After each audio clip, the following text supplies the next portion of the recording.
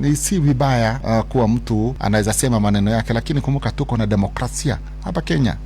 Na chama ambacho hakitakiwi kuwa kinasikika kikienda kinyume na mambo ya demokrasia ni chama cha DCP. DCP neno lake la kwanza katika anwani yake ni Democracy for Citizens Party. Na yule ambaye alikuwa ametaja maneno haya ni wa DCP.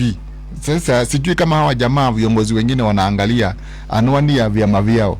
Ni DCP tu kati ya vyama vingi ambavyo inakuwa na democracy kama neno la kwanza katika anwani yake. Ukiangalia UDA, democracy iko katikati, ODM, democracy iko katikati. Okay? Na vyama vingine. Mambo kama haya ya kutisha watu kwa sababu ya msimamo wao wa kisiasa, hata hatukuyaona wakati wa KANU, wakati wa Daniel Arap Moi.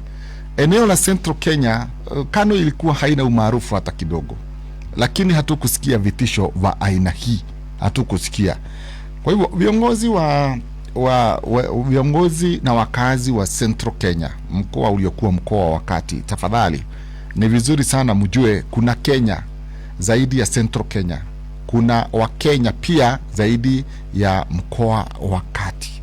Na ikiwa kuna wakazi wa asili fulani ambao wako nje ya eneo lao, ni wakazi ambao walitoka katika Central Kenya.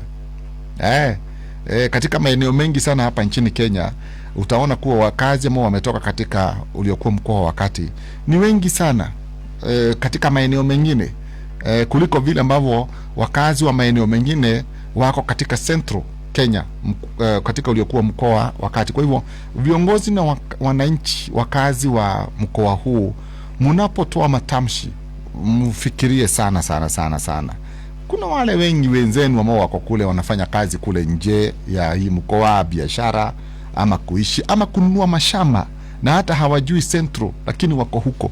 Okay?